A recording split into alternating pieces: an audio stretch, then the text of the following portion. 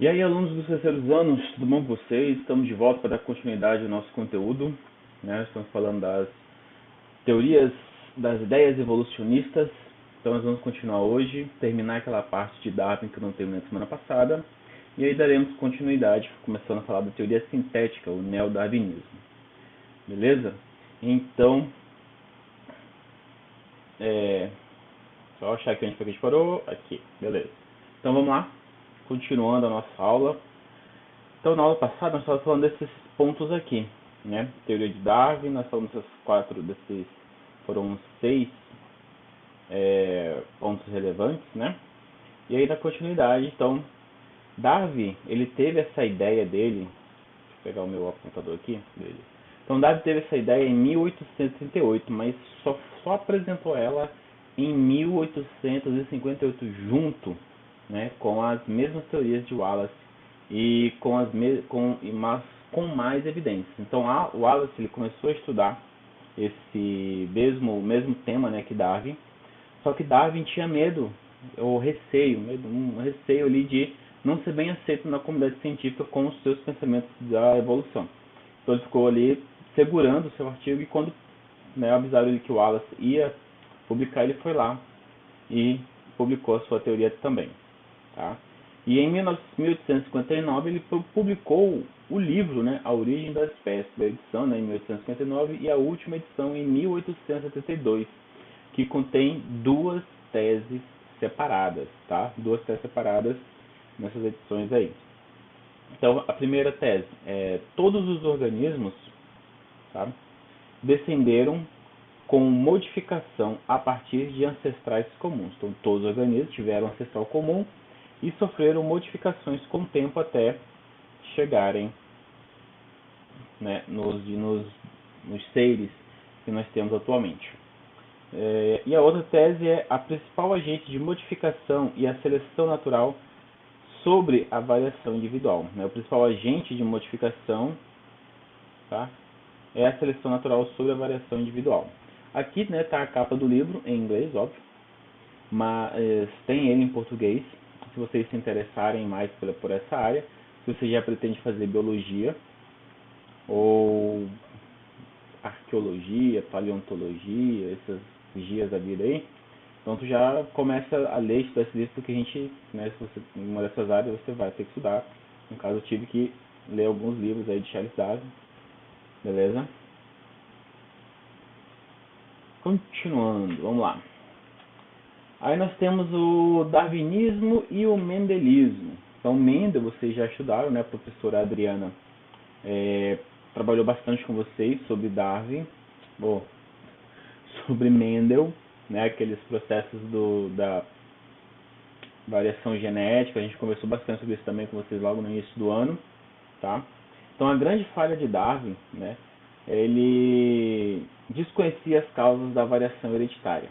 Então, assim, ele não sabia, não entendia, não chegou ao conhecimento das letrinhas lá, né, dos genes, da variação genética, da passagem desses genes, modificações, mutações, essas coisas. Ele não tinha muito entendimento de como funcionava essa variação hereditária nos seres vivos. Então, ele acreditava, junto a criadores de animais, que havia substâncias de natureza fluida e que o caractere intermediário dos híbridos era resultante da mistura em seus corpos de fluidos dos seus ancestrais, né?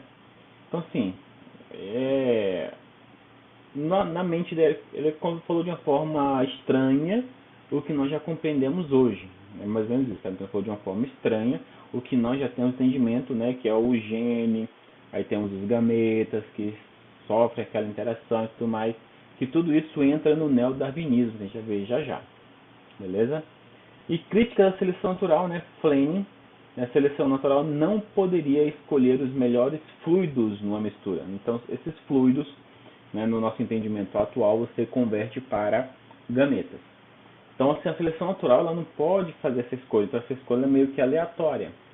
Mas, quando essa aleatoriedade dos genes combinados gera uma característica diferente, e essa característica ela prevalece, ela prevalece não, ela auxilia o indivíduo a se manter bem nesse meio ambiente, então ela simplesmente vai prevalecer, vai continuar nos seus descendentes, porque aquele indivíduo vai passar o seu material genético para frente e essa característica, né, vai passar ao seu descendente. Lógico que vocês lembram, né? Cadê aqui, ó? Dessa da lei de Mendel, né? Ou seja, algum desses indivíduos não vai ter essas características, beleza? Se for um ambiente muito hostil, né, os que não têm provavelmente vão morrer e vai sobreviver somente aquele. Então essa seleção natural ocorre, né, nesses indivíduos que não conseguiram se adaptar ao meio ambiente, ou seja, uns que sofreram as mudanças genéticas favoreceram eles nesse meio ambiente. Aqueles que não sofreram essas mudanças genéticas não tiveram esse favorecimento e aí vão se perder, né, no meio do caminho, ok? Então, essa hereditariedade por mistura que Darwin mais ou menos idealizava, bem estranho, né? Tem uns gametas separadinho, bonitinho, então aqui azão e tá, ou seja, dividia e gerava o que ele queria. Né? Os netos seriam mais ou menos desse jeito aqui. Só que não, né? A gente sabe que hoje em dia ocorre dessa maneira, né? Faz aquele cruzamento, você vai ter uma diferenciação mais abundante. Então aqui sempre vai ser dois desses, né? Dois hétero, um homozigótico dominante e um homozigótico recessivo. Beleza? Esse é na mendeliana, aqui no tipo darwinismo, que é um pensamento ainda um pouco mais assim, para a época bem avançado, bem interessante, ok? E aí quando chega nessa parte, aí a hora que entra aqui na teoria sintética da evolução, tá? Que é o neodarwinismo que nós estamos estudando hoje, beleza? Então vamos lá, gente. Fatores evolutivos, fatores que vão trabalhar nessa parte do neodarwinismo, tá? Mudança gênica, recombinação genética, beleza?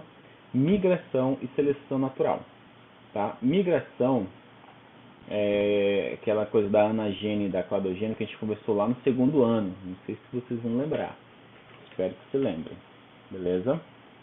E tudo isso, né, leva a uma seleção natural dos indivíduos que melhor se adaptaram. Lembre-se, evolução não é a lei do mais forte, mas a lei do que melhor se adapta ao meio ambiente. Beleza? Então vamos lá. Talvez eu corra ou freie assim, gente, porque eu preciso, né, ficar dentro do tempo e eu tenho que fechar esse conteúdo hoje para a gente poder fazer a tarefinha já na semana que vem. E aí eu fui preparar os slides, ficou mais slide ainda do que eu imaginei, mas vamos lá. Teoria sintética da evolução, né, e o neodarwinismo. Então você tem uma associação da teoria darwinista a conceitos de genética, explicações da origem da variabilidade entre os seus indivíduos. Beleza, que loucura é essa? Então tá aqui. Mutação, ou seja, alteração do código genético, junto com recombinação gênica. Lembrem, mutação, o DNA do cara está de boa, ele sofre alguma alteração ali por mutação, né? Temperatura, meu Deus, lá da Chernobyl, lá, radiação, choque, alguma coisa aconteceu, teve mutação no código genético e ele teve alguma alteração por conta disso. Recombinação gênica é quando ocorre a fecundação, o famoso crossing over, que a gente falou bastante nisso no início do ano. E esses dois eles geram a variabilidade. Esses dois geram variabilidade. Depois que o indivíduo tem tudo isso, vem a seleção natural, ou seja, ele tem a variabilidade genética, ele tem diferentes possibilidades de adaptação ao meio ambiente, diferentes possibilidades de sobreviver a uma situação. E a seleção natural vai fazer essa seleção, vai, né, selecionar os melhores adaptados aí, e aí você vai ter a adaptação da população. Tá? Mais ou menos assim que acontece. Se ficou confuso, temos mais um exemplo para reforçar mais ainda. Né? Então você tem aqui mutação. As mutações geram variabilidade. Né? Então o indivíduo era para ser parecido, mas sofreu uma mutação, ficou diferente. Recombinação gênica, né? A segregação cromossômica e o crossing over, que a gente conversou bastante nisso do ano, eu e a professora Adriana falamos bastante com vocês sobre esse assunto. E isso aqui também, né, essa recombinação gênica também gera variabilidade. A seleção natural, ela atua sobre a variabilidade, ou seja, aqueles que têm uma variabilidade, ou por mutação, ou por combinação gênica, que vai ajudá-lo, vai, né, favorecer ele àquela situação ou àquele ambiente, tá? Vai possibilitar a adaptação desse ser vivo. Então, se ele teve uma mutação ou uma recombinação gênica, variabilidade, e isso, né, essa combinação, essa mutação, vai dar a ele algo melhor, seleção natural, cai em cima, ele vai se adaptar ao meio ambiente e vai prevalecer. Beleza? Então, essa lei, ela, né, também chamada de neodarwinismo, então essa teoria ela admite que a unidade evolutiva é a população. Então, para que a gente possa estudá-la, né, estudar o neodarwinismo, você associa a ideia de Darwin sobre seleção natural, mas com os fundamentos de genética. Então, tem que ter, você vai juntar Darwin com o estudo genético que vocês tiveram até agora. Então, primeiro vocês tiveram genética bastante, aí chega agora na evolução, você vai trazer essa bagagem de evolução e juntar com os conceitos evolutivos de Darwin. Tá? E aí você vai ter as mutações, né, nesses conceitos genéticos, recombinações gênicas, seleção natural e migração. Tá? Vai ver que migração também é muito importante. Então, a migração ela dá origem aos novos alelos dentro da população. Então, ou seja, uma população saiu de uma região e foi para outra região adversa àquela a qual ela estava acostumada. Estava acostumada com um certo tipo de situação, mudou e lá nesse novo local completamente diferente de onde eles estavam. Clima, alimentação, condições do meio ambiente, e ele vai ter que modificar a sua estrutura, né? Isso vai gerar novos alelos por conta dessa adaptação do ser vivo. Que é o caso que a gente comenta muito, que o ser humano, o Homo sapiens, surgiu na África, negro, bruto, parrudo, e tinha um Neandertal diferenciado. Eles meio que coabitaram, né, a mesma época geológica e o mesmo ambiente, lutaram entre si e muitos tiveram interações sexuais ao modo que eles trocaram gametas e tiveram indivíduos híbridos também. E isso foi levado com eles quando eles saíram da África e foram para outra região. E aí nessa região, por exemplo, foram para a parte europeia, né, do continente onde eles estavam lá, continente europeu, onde as condições climáticas são completamente diferentes, né? Nublado, chuva, frio e outras condições. Então, aqueles que tinham a pele muito escura, pele negra, né, predominante do Homo sapiens africano, então, tipo, nós negros, nós temos um problema com o sol. Uma vantagem e um problema, depende da sua situação. Por exemplo, a vantagem, a pele negra tem um repelente natural ao sol, né, um protetor solar que é a melanina, protege para evitar o câncer de pele, queimar a pele e tudo mais, isso exatamente porque o homem africano, sol torrencial, tranquilo. Mas nós precisamos do sol para produzir vitamina D, e essa vitamina D é importante para o funcionamento do nosso corpo, né, os ossos, tudo mais, beleza. Só que na África, cara, é sol mesmo, então não tinha problema nenhum em ser negro ali, tomar um solzão lascado, não ia queimar a pele, não ia ter câncer de pele, mas ia conseguir produzir essa vitamina D, beleza. O homem sai e vai para a Europa, nublado, frio, chuva, pouco sol. O que acontece? Debilidade de vitamina D, problemas de saúde, obviamente morte de uma grande parte desses Homo sapiens negros africanos para falar. Porém, em algum ponto, alguma mutação ocorreu, ou uma recombinação gênica com outra espécie, né, tipo um Neandertal, alguma coisa, permitiu que a pele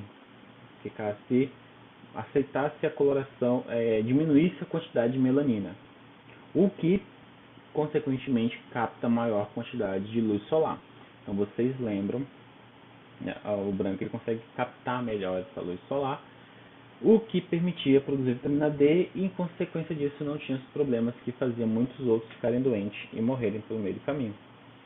Então, essa migração, né, não só com o ser humano, mas com todos os seres vivos, vai promover essas mudanças genéticas mesmo dentro do indivíduo, tá? Ao ponto de diminuir a produção de melanina, no caso, ao ponto de interromper a produção de melanina, tá? Então, é só uma modificação, né, uma mutação que ocorreu do Homo sapiens africano e aí gerou essa. Seria uma subespécie, uma nova espécie? Para os seres humanos a gente não tem muito esse ponto, mas se fosse dentro de algum outro animal, provavelmente seria uma subespécie. Mas os seres humanos continuam sempre sendo a mesma espécie, somente com variações genéticas, né, no ponto do fenótipo, né, na expressão do genótipo aí, beleza? Recombinações gênicas, né, eles provocam novas combinações entre alelos existentes, seleção natural, seleciona mantendo essas variações favoráveis. Então, aqueles que tiveram a mutação prevalecer depois de ter essa mutação, na recombinação gênica, eles foram mais bem-vindos e foram prevalecendo. Na seleção natural, foi prevalecendo aqueles que tiveram mutação e os alelos foram passando para os seus descendentes. Então, essa migração ela vai permitir que se estabeleça um fluxo gênico entre diferentes populações. Então, ele vai ter que se adaptar àquele ambiente ao qual ele migrou. E aí, vai ter essas modificações. Algumas podem ser somente físicas e não transpassam para os seus descendentes, outras poderá entrar, né, mutações nos alelos, e aí depois pode ser passado os descendentes pelas recombinações gênicas e assim por diante. Tranquilo? Acho que eu fiquei um tempinho demais aqui, mas vamos lá. Se não der tempo, beleza, a gente na próxima aula continua e faz tarefa só na outra. Segue a vida. Evolução biológica, tá? Os registros de Darwin e Wallace têm sido confirmados pela ciência atual e ampliados pelas recentes descobertas, né? Entretanto, você pode considerar que os seus achados constituem a base para a elaboração da teoria moderna da evolução, né? Olha aí, tio Darwin, teoria moderna da evolução, acompanhada aí, né, dos estudos de Darwin, tá? Então, Darwin não conhecia plenamente os mecanismos biológicos, né, responsáveis pela diversidade biológica. A gente falou isso lá no finalzinho da parte que comecei. E isso levou a críticas que, na ocasião, ele não pôde responder satisfatoriamente. Então, não tinha um conhecimento ainda abrangente da parte genética para explicar sobre isso. Com o surgimento da genética, pôde-se ampliar os conhecimentos do processo evolutivo entre 1930 e 1940. Darwin apresentou suas teorias lá em 1800 e... Vamos voltar aqui rapidão, pera aí. 38, aqui. Cadê? 1838, ele teve essas ideias, né? E em 1858 ele vai publicar. Ele vai mostrar essas suas evidências. Beleza? E em 59 ele publica o livro dele. 1859. A genética veio surgir agora. Cadê? 1930. Muitos anos, alguns anos depois. Então naquela época ele não conseguiu explicar porque realmente esse conhecimento da genética não tinha sido difundado e chegado ao ponto, né, de ser difundido ainda, né, no mundo. E a teoria sintética da evolução se baseia em três fatores. Mutação gênica, recombinação, esses dois dão variabilidade genética, e seleção natural, né? Os três pilares da teoria sintética da evolução, que é o neodarwinismo. Beleza? Recombinação gênica é quando, né, ocorre a fecundação. Gametas de um indivíduo juntam-se com os gametas do outro indivíduo da mesma espécie e geram novos indivíduos que trarão as características desses dois outros indivíduos. Aí aquela, né, crossing over que vai fazer a mistura, vai pegar tudo, bater no liquidificador e recombinar de formas diferentes, né? Beleza? Aí vem os azinhazão aí para dar aquela auxiliada na sua cabeça, né? Sei que vocês amam fazer cruzamento genético de primeira e segunda lei de Mendel. A professora Adriana, muito feliz nessa parte aí, bem legal. Beleza, continuando aqui nas bases, né, da evolução sintética, da teoria sintética, fatores que levam à recombinação, tá? Segregação independente, crossing over, né, a permutação dos genes dentro dos cromossomos no momento da fecundação, ou melhor, no momento da espermatogênese e da oogênese. Beleza? Então aqui, ó, na hora de fazer, né, essa segregação independente, tem a célulazinha, ela começa a fazer meiose, depois as mitoses para chegar nos gametas que se tornarão novos indivíduos. Essa aqui a gente estudou lá no início do ano, tá? Então resgata e traz para agora nossos conhecimentos necessários, beleza? E aí o crossing over, que também foi mostrado para vocês, né? Você tem lá os cromossomos, e aí sai um pedacinho de um, se junta com um pedacinho de outro e forma esses indivíduos diferenciados aí, para gerar indivíduos modificados. Então que tem um indivíduo parental, também parental, e a recombinação dos dois aqui no meio. Tranquilo, né, gente? É o famoso crossing over ou permutação. Aí eu pergunto a vocês, quantos tipos diferentes de gametas uma pessoa pode produzir? E aí, quantos gametas diferentes no nosso DNA a gente consegue produzir para gerar novos indivíduos? E aí? Já eu explico isso para vocês, já eu dou a resposta para vocês, beleza? Então vamos lá. As mutações gênicas, elas ocorrem naturalmente e espontaneamente. Aqui é mutação, tá, gente? Mutação. Então tá aqui, ó. Você tá vendo aqui um erro, né? Você tem aqui a guanina e citosina de boa, do lado dela timina com adenina e aqui guanina com citosina, beleza. Vai sofrer uma mutação aqui, ou seja, deu algum erro aqui, tá? E aí vai trocar essas bases aqui, e aí vai virar uma adenina e uma timina num segmento errado. Por quê? Isso aqui pode ser que seja alguma linha de código importante na produção de proteínas. Ou seja, isso aqui pode ser algum códon, tá? Lembra lá do primeiro ano agora. Síntese de proteína passando por dentro eu expliquei isso ontem para os meninos dos primeiros anos, dos ribossomos, tá? Na produção de síntese, você tem que chamar os códons para chamar os aminoácidos. Então, isso aqui pode ser algo importante, aí não produz e vai ter deficiência mais tarde. Pode ser, então aqui foi por substituição, essa aqui é por substituição, substitui esses dois pares nesses alelos por este. Por inserção, ou seja, ele não existia aqui, e aí ele passa a existir. Ele entra, penetra aqui, que vai alterar também essa linha de código. E por deleção, ou seja, tinha, né, que é uma adenina e uma timina, e aqui foi suprimida, retiraram ela de dentro, né, desse códon aqui, e aí se perdeu no meio do caminho. Então tem esses tipos de variações que podem acontecer, que são problemáticos. Tá? São tipos de mutação, ocorrem naturalmente e espontaneamente também pode ocorrer. E impulsionadas, né? Radiação, temperatura, choque, estresse, SUS, enfim. Várias coisas podem acontecer aí. E intoxicação de substâncias químicas, como álcool, cigarro, né, nicotina e as drogas ilícitas, enfim. Beleza? Então, evitem para não ter mutações. Mutações podem gerar um câncer e por aí vai. Tá? Então vamos lá, voltando àquela pergunta lá que eu fiz para vocês. Quantos tipos de gametas diferentes uma pessoa pode produzir?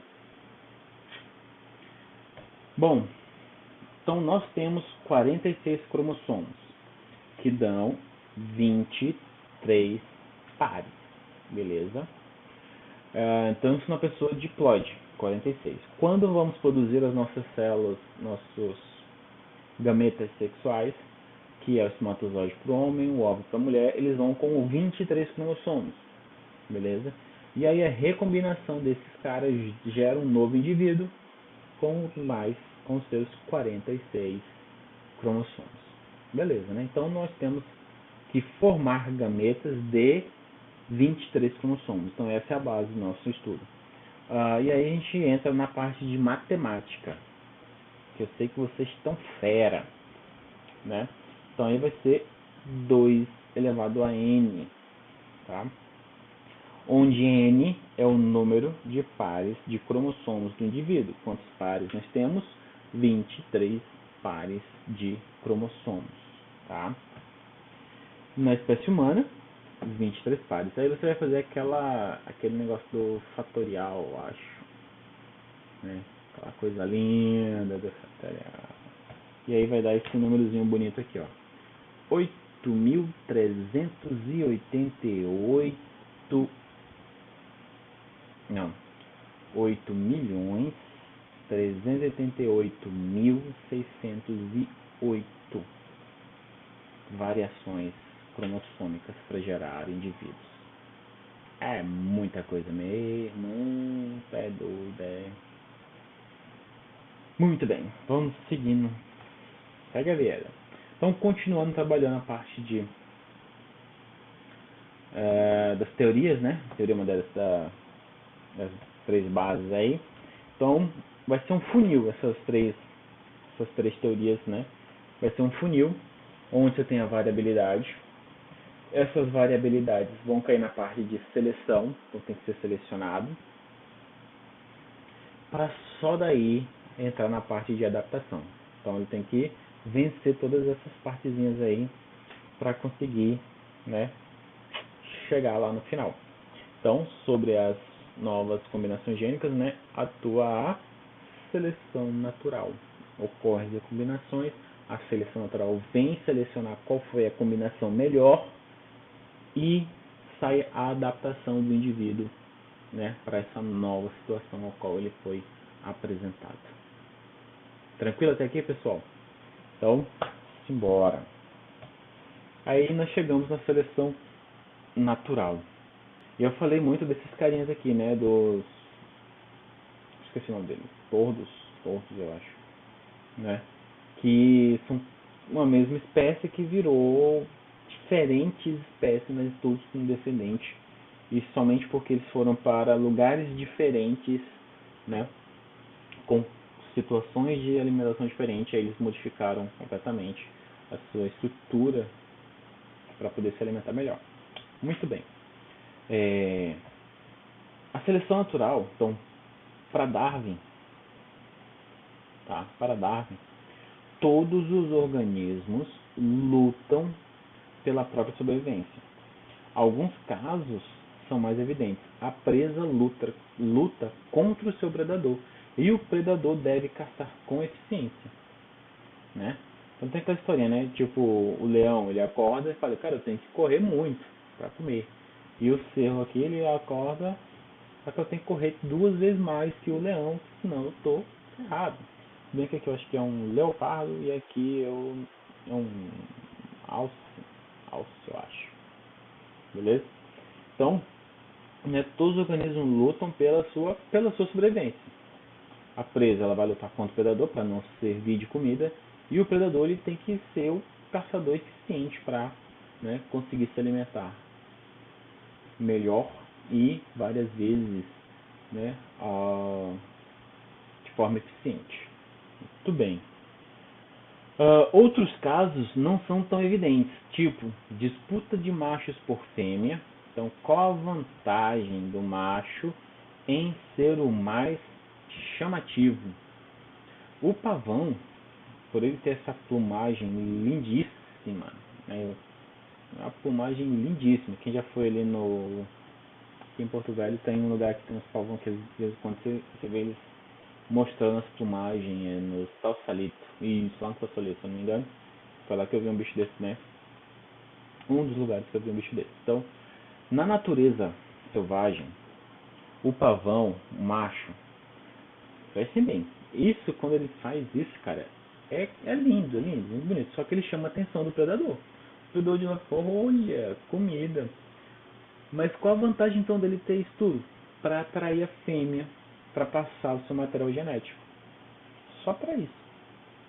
Então ele quer a coisona toda e é seleção natural. Então ele tem que ter essa coisa mais linda para conseguir passar o material genético, só que também vai atrair o predador.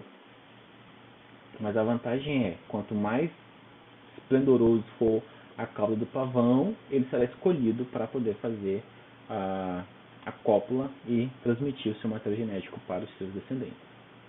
Né?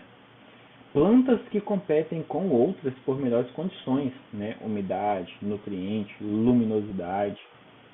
Então, se aumenta a capacidade competitiva das plantas, só elas estarem em lugar onde a quantidade de nutrientes fornecidos diminua ou seja pouca.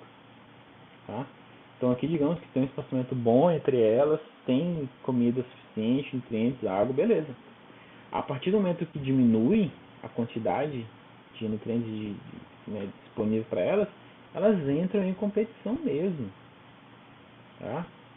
E aí vão uma tentar predar a outra ali para tentar. É óbvio que é algo bem sutil, mas há uma competiçãozinha ali já, né, que a gente quase não consegue observar muito bem. Beleza? Então, para Darwin, acho que eu já li essa parte, né? Os organismos, alguns são evidentes pela outra, outros não são tão evidentes, né? Como os machos pelas fêmeas. Beleza, acho que eu repeti sem necessidade. Em uma última análise, seleção natural significa reprodução diferencial. Reprodução diferencial. Os mais aptos vivem mais tempo e, portanto, têm maiores chances de reprodução. Então, quanto mais apto ele for, melhor ele vai conseguir transmitir os seus caracteres. Considera-se mais aptos os indivíduos que herdam combinações gênicas mais favoráveis à sobrevivência e à reprodução, e levando em conta um dado ambiental, né, um certo momento evolutivo. Então, seleção natural significa reprodução diferencial. Beleza? Muito bem. Então vamos lá. Temos alguns tipos de seleção. Eu vou ficar com a parte básica porque depois disso aí vai muito longe, aí teria, né? Enfim, a gente vai, mas se vocês quiserem depois, né, pesquisando tipos de seleção natural, parte para parte seleção sexual, menina, nossa, muito, muito, tá? Então aqui nós temos esses três tipos básicos, tá? Que é a seleção estabilizadora, seleção direcional e seleção disruptiva. Então o mecanismo é único, tá? É único, é a evolução e a seleção, simples, tá? Mas ela é representada dessa forma para melhor que a gente possa compreender melhor, beleza? Então tá aqui. A curva normal, né, um histograma, população original, aqui é a população original. Tem uma joaninha mais branquinha, aí tem uma joaninha um pouquinho mais escurinha, aí tem uma já beirando marrom, aí tem uma mais escurinha e a preta. População original, beleza. Ocorreu alguma alteração no meio ambiente, e aí vem a seleção direcional. Aumenta a frequência de indivíduos de um dos extremos da curva normal, tá? Ou seja, ó, esta curva aqui, estes caras aqui, né? Diminuiu a quantidade, ó, tinha bastante, aqui diminuiu. Este tinha uma certa quantidade, ficou só um, e este já sumiu, já era. Este outro, ó, prevaleceu e o pretinho deu uma crescidinha também, tá? Então aconteceu alguma coisa aqui que direcionou a adaptação para esses caras aqui. Seleção estabilizadora, o que acontece? Aumenta a frequência de indivíduos com os fenótipos intermediários e diminui a frequência dos indivíduos das extremas da curva. Ou seja, este aqui é tipo um extremo e este outro era o outro extremo da curva. Aí teve as alterações genéticas e gerou esse aqui que é a combinação dos dois, né? Combinação bem heterozigótica dos dois, tá? E aí o que acontece? Ele prevalece e os extremos se perdem. Então estabilizou na frequência dos indivíduos intermediários, tá? E a outra é a seleção disruptiva. Na disruptiva, aumenta a frequência de indivíduos dos extremos da curva normal e diminui a frequência dos intermediários. Ou seja, aqui no caso foi os extremos aqui, né? Os extremos aumentou e o da curva normal pereceu. Beleza? Então tá aqui, ó. Seleção estabilizadora, ela favorece a frequência dos fenótipos intermediários. Exemplo, a ciclemia, que é a anemia falciforme, mais comuns nos indivíduos negros, mais comuns. Pode ocorrer em outras situações, mas é mais comum nos indivíduos negros. O que é anemia falciforme? Anemia falciforme é quando a hemoglobina, em vez de ter aquele formato daquela balinha que engasga, né? Parece um donut. Em vez de ter aquele formato de donut, ela passa a ter formato de foice. Cadê? Como é que eu vou mostrar pra câmera? Câmera, cadê você? Foice, né? Ela fica a forma de foicezinha assim. Qual a vantagem? A vantagem dessa situação é que a malária não vai cometer essa pessoa. A malária, né, ela tem dificuldade, o protozoário, não? Protozoário, acho que é protozoário. O indivíduo da malária, ele tem dificuldade de infectar a hemoglobina quando ela é falciforme. Quando não é falciforme, tem mais facilidade. Então, numa região onde houve muitos incidentes de malária, aí teve essa mutação desse alelo, essa pessoa não teve malária, ou seja, provavelmente não morreu, prevaleceu, passou para os seus descendentes e aí, né, teve essa população com essa modificação aí, né, com a ciclimia. Então, o que acontece na curva? Os extremos, né, vão morrer, ou seja, aqueles que não têm a anemia morrem porque vão morrer de malária, né, morre de malária, vai pegar.